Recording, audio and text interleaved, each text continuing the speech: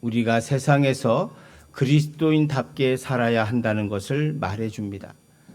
가끔씩 우리가 생각해 보면 예수를 믿기 때문에 세상 사람들에게 더 똑같이 잘못해도 비난을 더 받거나 또 한 5배, 어쩌면 10배 정도 더 큰 비난을 받기도 합니다. 그 이유는 우리가 그리스도인이라고 하는 제복을 입었기 때문이죠. 우리가 고등학생들 옛날에 교복, 이제 요즘은 체육복을 많이 입더라고요. 근데 교복을 입고 다닐 때 부모님들이나 어른들이 우리가 잘못을 하면 학생들을 꾸짖죠. 왜 그렇습니까? 그들은 제복을 입었기 때문에 구별되기 때문에 그렇습니다. 저는 우리가 계속 교회 리빌딩 하기 위해서 우리 모두는 내 마음의 성전이 내 안에 있고 그것을 잘 지어서 금은 보석으로 지어야 하고 그래서 우리가 거룩한 제사장으로 예수 그리스도 안에서 살아가야 한다고 배웠습니다. 그럼 오늘은 제가 여러분과 함께 그리스도 안에서 살아간다는 것이 무엇일까? 오늘 제목처럼 그리스도인은 사랑하며 산다고 저는 생각합니다. 명절이 되면 부부가 힘들어하는 경우가 종종 보게 됩니다. 아내들이 과연 시집에 갈 건가 말 건가를, 또 가서 얼마나 있을 것인가를, 또 가서 어머니와 얼마나 사이가 좋을까 하는 것을 고민하기도 합니다. 우리가 포털에 명절이라고 치면 그 안에 연관 검색어로 이혼이라고 하는 말이 나옵니다. 뉴스에서도 매년 그런 이야기를 하죠. 명절 후에 이혼이 몇 프로 늘었다 뭐 이런 이야기를 합니다. 그런데 제가 보기에 그것은 그냥 트리거, 즉 방아쇠일 뿐이고 실제로 그런 문제가 추석이나 설에 생기는 것은 부부 간의 문제가 평상시에 삐그덕거렸기 때문이고 서로 존중하지 않는 상태가 유지될 때 반드시 그런 명절에 문제가 되어서 터지기 마련이라고 생각합니다. 사실 부부가 사이가 좋으면 명절에 갈등은 없을 겁니다. 부부지간 역시 본질은 인간관계입니다. 그래서 말다툼이든 의견 차이든 한번 삐걱대기 시작하면 그 전에는 느끼지 못했던 서운함, 실망, 불만, 상처가 생길 수 있고 그런 것이 계속 쌓여서 균열이 나게 되다가 결국 큰 골이 되고 그 골이 명절날 어디부터 갈 거냐, 언제 갈 거냐, 어떻게 갈 거냐, 갔다가 자고 올까, 그냥 올까가 결정됩니다. 아멘? 그죠? 대부분 이제 그래서 그것 때문에 갈등합니다. 그런데 제 경험상 평상시에 부부관계가 좋으면 명절에 그리 큰 문제는 없습니다. 저는 신앙생활도 똑같다고 생각해요. 우리가 어떤 삶의 큰 고난이나 어려움이 당할 때 내가 예수를 오래 믿었는데 예수 믿는 은혜와 기쁨이 무엇인가를 모를 때 우리는 어떤 생각을 하냐면 정말 주님께서 나를 도와주시는 것일까? 주님이 나와 함께하는 것일까? 라는 것을 생각하기도 합니다. 그런데 우리는 오늘 계속 우리가 교회에 대해서 배우는데 내 마음이 성전이라고 하는 것, 그래서 우리가 믿음을 잘 가져야 한다는 것을 배웁니다. 마틴 루터는 믿음으로 구원받는다고 했습니다. 행함이 아니고요. 맞습니다. 믿음으로 구원받습니다. 그런데 믿음으로 구원받은 자들은 그러면 어떻게 살아야 할 것인가 라고 하는 질문이 나오게 되고 그 질문을 오늘 야고보서는 행함으로 살아라 라고 말합니다. 오늘 14절에서 17절 말씀을 한번 보시기 바랍니다. 내 형제들아 만일 사람이 믿음이 있노라 하고 행함이 없으면 무슨 유익이 있으리요? 그 믿음이 능히 자기를 구원하겠느냐? 시작.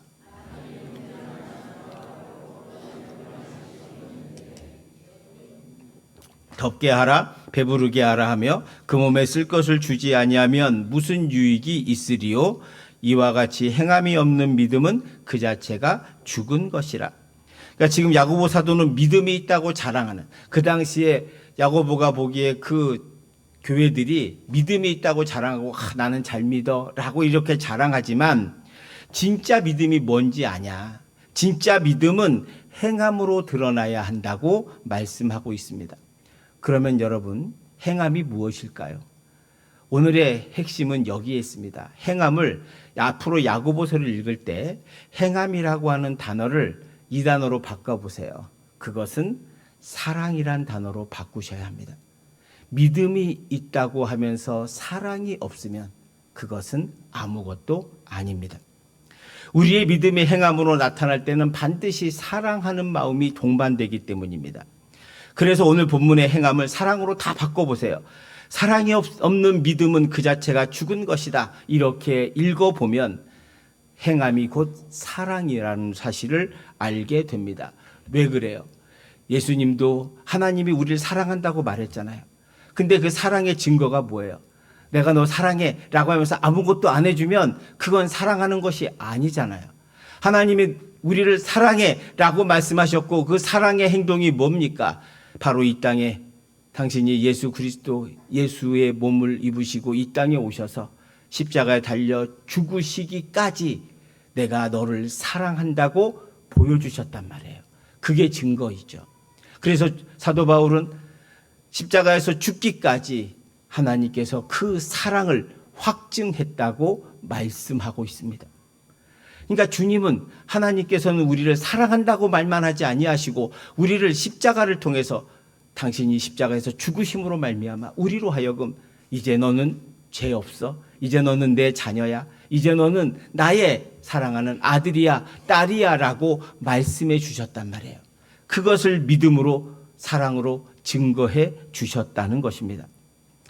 그 놀라운 사랑을 우리는 받았습니다. 우리는 사랑받을 자격이 없고 구원받을 자격이 없지만 하나님께서 특별히 택해 주셔서 저와 여러분을 사랑해 주셨습니다. 그 놀라운 사랑을 우리가 받았고 그래서 우리 모두 이 자리에 있는 것 아니겠습니까? 그래서 사랑으로 바꿔야 한다고 말씀드립니다. 우리가 세상을 이기는 법은 사랑으로 이기는 법입니다. 우리가 명절에 하는 사랑 상자는 우리 모두의 마음이 그 안에 담겨 있습니다. 그것을 조금 하지만 그걸 편부 가정에 그분들이 드시고 이런 교회가 있구나. 아직도 주님의 십자가의 사랑을 조금이라도 느낄 수 있다면 저는 그리고 그걸 통해서 세상에 희망을 가질 수 있다면 우리는 충분합니다. 제가 그걸 할 때 어떤 분이 거기에 전도지도 넣자고 할 때 제가 반대했습니다. 하지 맙시다. 밖에 사실은 저는 교회 이름도 안 붙이려고 그랬어요. 그냥 추석 잘 보내시기 바랍니다. 이렇게 쓰려고 했는데 그냥 부인교회는 적어주는 게 좋을 것 같아서 겉에만 적어주고 그냥 보냅니다. 여러분 우리가 그거 안 붙여도 교회에서 보내는 거 다 압니다. 동장도 알고요. 그 동장 분 맨날 오셔서 몇 분 데리고 같이 가져가시거든요. 동장님이 하시는 말씀은 받는 그분들이 너무너무 좋아하신다고 말씀합니다. 그거면 됩니다. 한 번이 아니고 지속적으로 하는 게 중요합니다. 그래서 저는 앞으로 우리가 할 수 있는 한 추석과 설에 계속 할 겁니다. 그러므로 여러분도 기도해 주십시오. 세상에 우리가 희망을 주는 방식은 여러 가지가 있지만 그 작은 일도 하나님이 기뻐하실 것임을 우리가 확신합니다. 행함은 사랑으로 대체돼야 합니다. 여러분 우리 힘으로 어떻게 원수를 사랑하겠습니까? 이웃을 사랑할 수 있겠습니까? 할 수 없습니다. 오늘 본문에 그거예요. 립서비스로 옷은 따뜻하게 입어야지. 옷이 없어 떠는 사람에게 옷 따뜻하게 입어라. 배가 고픈 사람에게 밥 잘 먹고 다녀야지. 이런 말은 아무 의미가 없다는 거예요. 왜 그렇습니까? 그럼 우리가 밥을 주고 옷을 입혀줘야 하는 것입니다. 그래서 이와 같이 사랑이 없는 믿음은 그 자체가 죽은 것이라고 17절에서 말씀하고 있습니다. 헬라어로 교회는 에클레시아라고 하는 말입니다. 모이다라고 하는 뜻입니다. 하나님을 백성으로 믿는 사람들이 모이는 거죠. 이걸 우리나라 사람들이 번역할 때 초대교회 사람들이 교회라고 했습니다. 이 교자가 가르칠 교자이고요. 회자가 모일 회자입니다. 그러니까 가르침을 받기 위해 모이는 거예요. 왜 그랬을까? 제가 보면 그게 유교적 영향이 아니었을까? 우리가 공부하기를 좋아하는 유학의 영향을 받아서 교회라고 지었을 것 같아요. 그래서 교회 오면 공부를 그렇게 열심히 합니다. 가르치길 열심히 하죠. 열심히 가르치고 열심히 배웁니다. 제자 훈련도 하고 1:1 교육도 하고 성경 공부도 배우고 또 어르신들이 가르쳐 주기도 합니다. 그런데 말입니다. 정말로 우리가 가르치기만 하지 그 말씀 배운 것을 실천하고 있는가입니다. 아마 우리 한국교회가 가르친 대로 실천했다면 우리 사회는 놀랍게 변화되지 않았을까요? 제가 전에 있던 교회에 이런 일이 있었습니다. 교회를 오래 다니신 분들은 대개 본인의 루틴이 있어요. 습관이 있습니다. 그래서 앉던 자리에만 앉아요. 여러분 여기서 제가 앉던 자리에 앉는 분이 누군지 저는 다 알아요.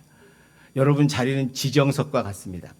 근데 이제 제가 옛날에도 그런 지정석이 있었던 것 같아요. 근데 어느 장로님이 항상 앉는 자리가 있었습니다. 그런데 처음 오는 날, 오늘 보니까 어느 날 처음 오신 분이 그 자리에 앉은 거예요. 이 장로님이 들어오시다가 마음이 상합니다. 아니 내 자리인데. 그러면서 가가지고 그냥 앉으시면 되는데 아무데나 그 뒤에라도 앉으시면 되는데 여기 내 자리라고 비키라 그랬습니다. 그래서 그 자리를 빼고 옆으로 가가지고 그 자리에 앉았습니다. 그분은 편안하게 예배드렸습니다. 제가 새신자 담당이었기 때문에 그 새신자를 만났습니다. 그 새신자가 제가 등록하시겠냐 했더니 안 하시겠대요. 왜 안 하십니까? 그랬더니 저는 이 교회가 정해놓은 자리가 있는지 몰랐다는 거예요. 저도 놀랐습니다. 사실 그 말을 제가 나중에 들었으니까. 정해놓은 자리가 있다는 그 사실에 그분은 이런 교회는 안 다니겠다고 하시고 가셨습니다. 제가 그걸 그때 느꼈던 것 중에 하나는 우리 오래 다니신 분들의 습관이 있어요. 신앙생활의 습관이 있는데 그것을 바뀌면 싫어하실 수 있습니다. 그런데 여러분 이제 바뀌셔야 돼요. 이제 30대 40대 젊은이들을 나는 이렇게 오랫동안 신앙생활 했으니까 너희가 나를 본받으라고 말하면 안 됩니다. 새 술은 새 부대에 담가야 하고 새 예배는 새롭게 갱신돼야 합니다. 우리가 30대 40대를 닮아줘야 되고요. 우리가 청년들의 말을 귀 기울여 들어줘야 합니다. 자꾸 가르치는 건 좋은데 책망하거나 비판하거나 비난하지 마십시오. 사랑으로 가르쳐주면 다 받습니다. 아이들도 이분이 나한테 사랑으로 말하는 건지 열받아서 괜히 그러는 건지 다 압니다. 사람은 책망으로 비난으로 절대로 안 바뀝니다. 사람이 사람으로 바뀌는 것은 오직 하나, 사랑으로 바뀝니다. 여기 우리 어르신들 많으신데 저도 그렇고 우리도 이제 내년에 새로운 예배로 바꿔야 할 거라고 저는 생각합니다. 그게 교회를 리빌딩하는 아주 중요한 건데 사실 어떻게 보면 오랫동안 하던 걸 또 왜 바꾸냐고 말할 수 있습니다. 그런데 저는 우리 젊은이들이 3040이 올 수만 있다면 뭐든지 바꿀 수 있다고 생각합니다. 원칙은 지키고 근본은 바뀌지 않되 사실 다른 건 바뀔 수 있거든요. 그것이 저는 여러분의 밑에 세대를 사랑해 주는 거라고 믿습니다. 여러분, 사랑한다는 것은요, 오름 그 이상입니다. 오름 그 이상이 무슨 말이냐면 이런 뜻입니다. 어느 시골 교회에 농사를 짓는 농부가 있었습니다. 이분은 그 시골 교회에 아주 신실하신 장로님이셨습니다. 어느 날 아침에 논에 가서 새벽에 이제 새벽기도 끝나고 논에 가서 보니까 자기 논에 물을 누가 빼갔어요. 시골에서 논에 물 빼가는 게 큰일입니다. 그죠? 보니까 물이 줄어들었어. 이렇게 보니까 옆에 젊은 사람의 그 논으로 다 이게 물이 빠진 거예요. 그분이 뚫어놓은 거죠. 빼갔습니다. 그런데 문제는 뭐라 그럴 수 없는 게 그분이 요즘 새로 등록했거든. 새신자야. 그러니까 가서 뭐라고도 못하고 그래서 자기가 그냥 원래대로 원상복귀만 해놨습니다. 그리고 그 다음날 또 가보니까 또 뚫려가지고 절로 물이 다 빠졌네. 장로님은 화가 났습니다. 이럴 수가 있나. 그런데 좀 생각해 보니 지금도 새벽기도 하고 왔는데 이런 모습이 너무나 옹졸해 보이는 거예요. 그래서 주님 앞에 기도했습니다. 주님, 저 사람이 틀리고 내가 옳은데 저 사람은 내가 열심히 담가놓은 물을 빼갔습니다. 잘못된 일이잖아요. 그런데 내가 옳은데 왜 내 마음이 이렇게 불편합니까? 왜 내가 마음속에 평안이 없을까요? 어떻게 하면 좋을까요? 라고 기도했다고 합니다. 장로님께서 기도하니까 하나님께서 말씀을 주셨습니다. 얼마 후에 성령의 음성이 이렇게 그 마음에 들렸다고 합니다. 너는 옳은 일만 하고 사느냐? 옳은 일을 위해서 사느냐? 그 이상으로 살 수 없느냐라고 하는 말을 들었대요. 장로님은 이게 무슨 뜻인가 이해할 수 없어서 곰곰이 생각하고, 아니 도대체 올바른 일 그 이상이 뭐지? 라고 생각을 했답니다. 그리고 그 말씀을 곰곰이 묵상해 보다가 이 뜻이구나 라는 걸 깨닫고, 그는 다음날 일찍이 일어나 자기 논으로 가서 아예 수로를 물을 그쪽으로 터놨다고 합니다. 물 가져가라고 아예 터놨다는 거예요. 그렇게 했더니 마음에 평안이 있더래요. 좋다. 장로님의 마음은 한결 가벼워졌고 내면에 무엇인가 감동이 있더라고 합니다. 얼마 후에 이웃의 논 그 주인이 찾아와서 이렇게 말했답니다. 장로님, 당신은 정말 그리스도인이십니다.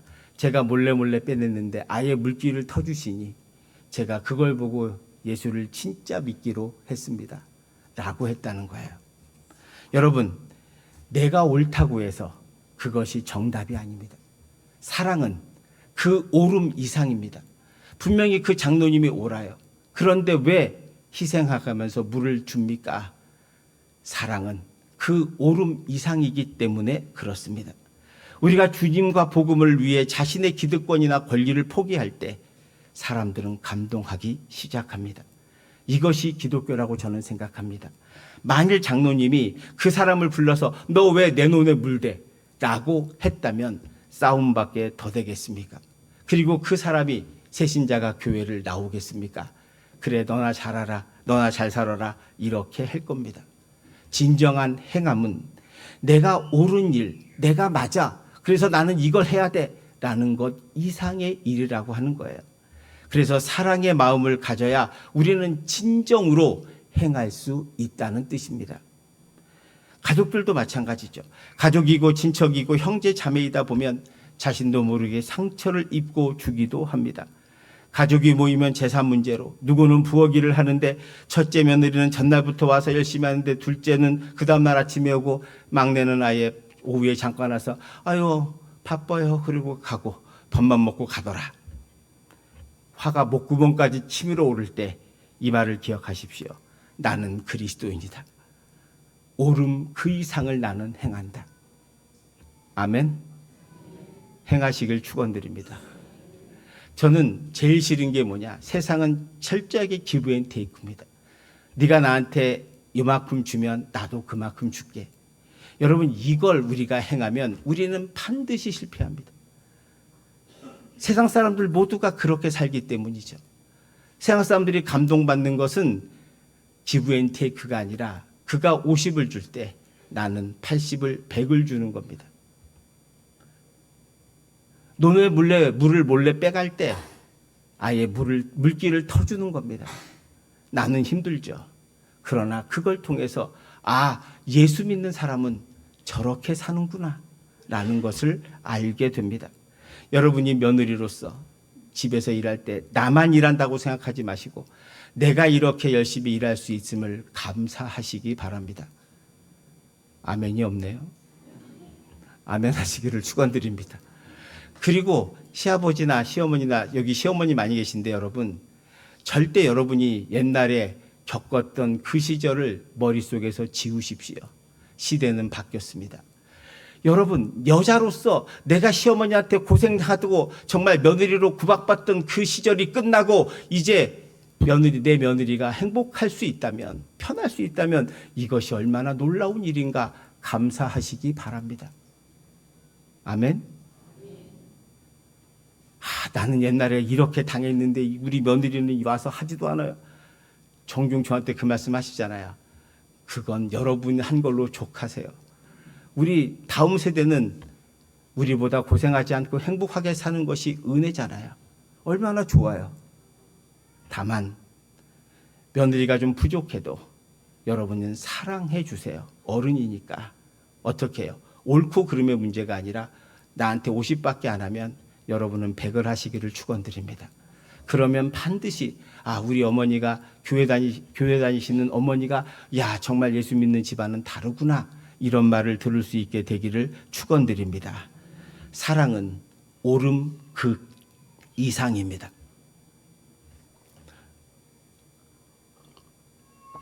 사실은 저도 이 동네에서 살기가 어렵습니다. 소문이 다 나서 내가 목사인 걸 다 알아요. 심지어는 전혀 처음 보신 분이 올라가면서 제가 인사를 하면 목사님 반갑습니다 그럽니다. 가슴이 철렁 내려앉았습니다. 인사 안 했으면 어떻게 갈 뻔했나.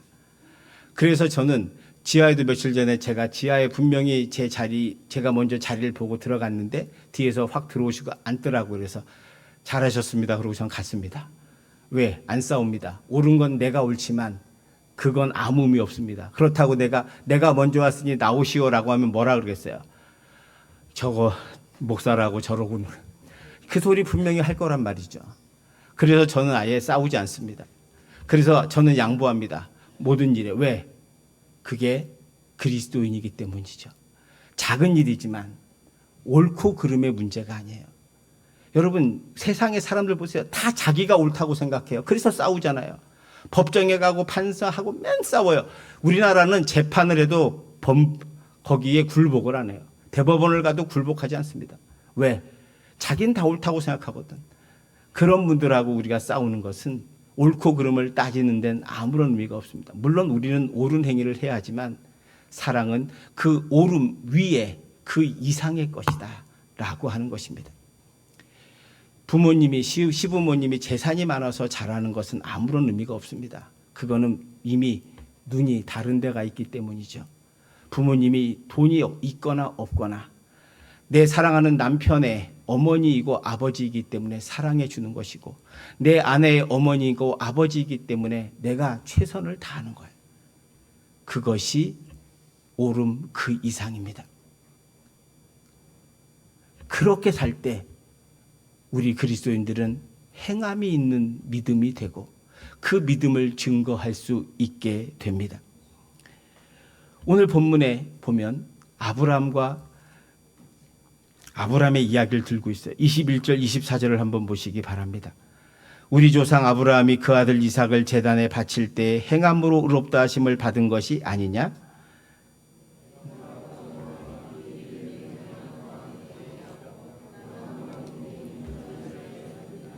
이에 성경에 이른바 아브라함이 하나님을 믿으니 이것을 의로 여기셨다는 말씀이 이루어졌고 그는 하나님의 벗이라 칭함을 받았으니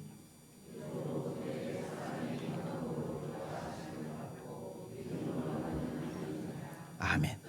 지금 야고보 사도가 아브라함을 예로 듭니다. 아브라함은 진정한 행함이 있는 사람이었다는 거예요. 우리가 믿음의 조상이라고 아브라함을 인정하는 것은 그가 믿음을 행함으로 증명했기 때문입니다. 즉 자기가 가장 사랑하는 아들 100살에 얻은 아들을 이제 14년 키워서 14살이 됐는데 어느 날 기도하는 가운데 하나님께서 아브라함아 네 아들을 모리아 산에 가서 나에게 바쳐라 라고 말했다는 거예요. 바치라고 하는 말은 죽여서 제물로 바치라는 뜻입니다.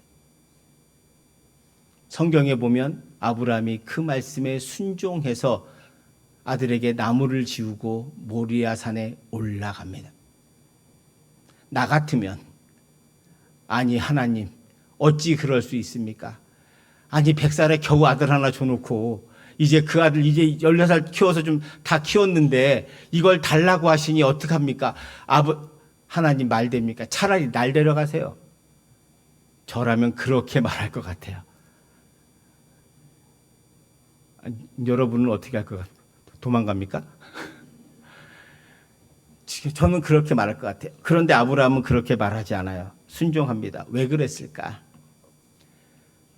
아브라함은 하나님이 언제라도 좋은 것 주시는 분임을 믿었기 때문입니다. 그게 사랑이거든요. 아브라함은 하나님께서는 항상 그 놀라운 사랑으로 인도하셨다는 걸, 자기 삶의 모든 역사가 내 노력과 내 힘이 아니라 가나안 땅에 와서 이곳에서 모든 삶이, 심지어 내 아들조차도 내 힘과 내 능력으로 얻은 것이 아니라 하나님의 선물이요 하나님의 축복임을 그는 믿었기 때문입니다. 그래서 기꺼이 하나님이 달라고 할 때 줄 수 있었던 거죠. 하나님은 여러분을 시험하십니다. 왜 그럴까요? 시험을 안 하면 아브라함의 수준을 알 수 없기 때문입니다. 여러분, 중고등학생들이 시험 싫어합니다. 그러나 시험을 보는 이유가 있습니다. 그것은 자신의 실력이 무엇이고 내가 아는 것이 무엇이고 모르는 것이 무엇인지를 정확하게 가르쳐 주기 때문입니다. 내가 믿음이 있다.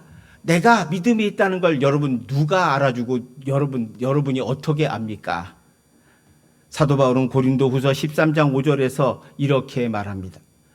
너희는 믿음 안에 있는가? 너희 자신을 시험하고 너희 자신을 확증하라. 예수 그리스도께서 너희 안에 계신 줄을 너희가 스스로 알지 못하느냐? 그렇지 않으면 너희는 버림받은 자니라. 우리가 세상에서 바쁘게 살다 보면 내가 내 안에 예수님이 계신지 안 계신지도 모르고 내가 믿음이 없는지도 모르고 막연하게 교회 다니니까 나는 믿음이 있나 보다 이렇게 산다는 거예요. 아닙니다. 그 믿음은 확증되고 시험되어야 합니다. 무엇으로요? 우리 삶의 고난으로요. 때로는 시험으로, 환난으로, 어려움으로 우리는 언제든지 시험 볼 때가 있습니다. 그 시험을 보면 우리는 압니다. 내가 얼마나 믿음이 있는지. 어떤 고난이 왔을 때 우리가 두려워하고 떤다면, 근심한다면, 그것 때문에 절망한다면 나는 믿음이 없는 사람입니다.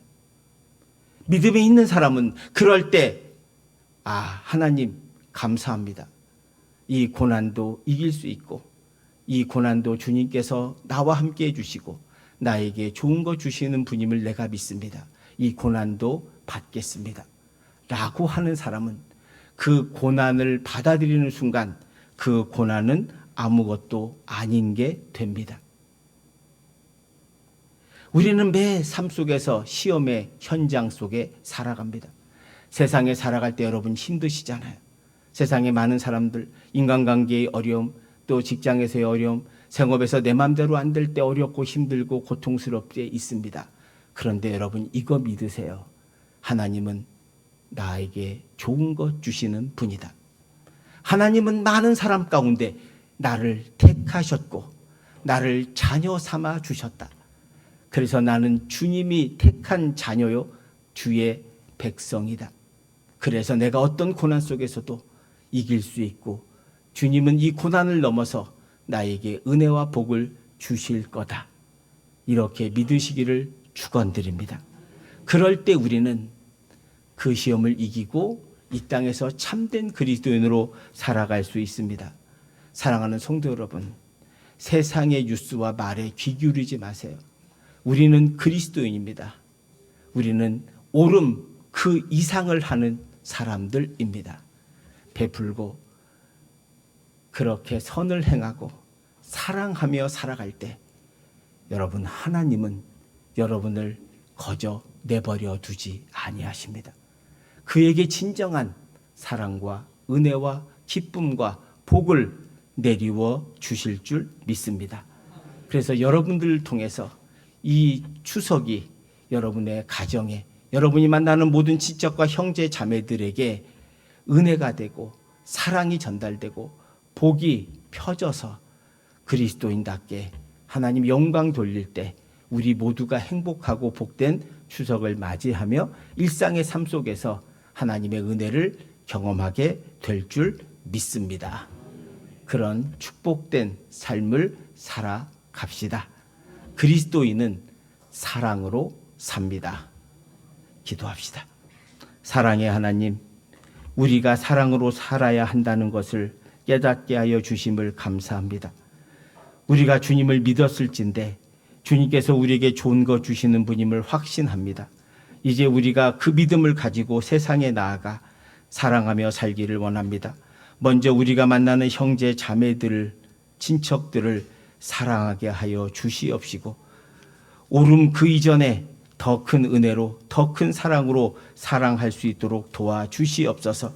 그래서 우리 성도들의 사랑으로 말미암아 우리 성도들의 가정과 친척이 형제 자매들이 복되게 하시고 행복한 추석을 보낼 수 있도록 은혜 가운데 인도하여 주시옵소서. 오고 가는 길을 지켜주시옵시고 대화할 때마다 은혜와 사랑이 충만케 하여 주시옵시고 우리 모두가 사랑을 실천함으로 말미암아 그리스도인이 어떤 삶을 살아야 하는가를 보이게 하여 주시고 그래서 우리 온 친척들이 주님 안에 돌아오는 역사가 있게 하여 주시옵소서. 추석의 명절을 주님께서 은혜롭게 사랑하며 지낼 수 있도록 인도해 주실 것을 믿사오며 거룩하신 예수님 이름으로 기도하옵나이다. 아멘. 우리 모두 일어나셔서 옆에 분들하고 한번 인사하겠습니다.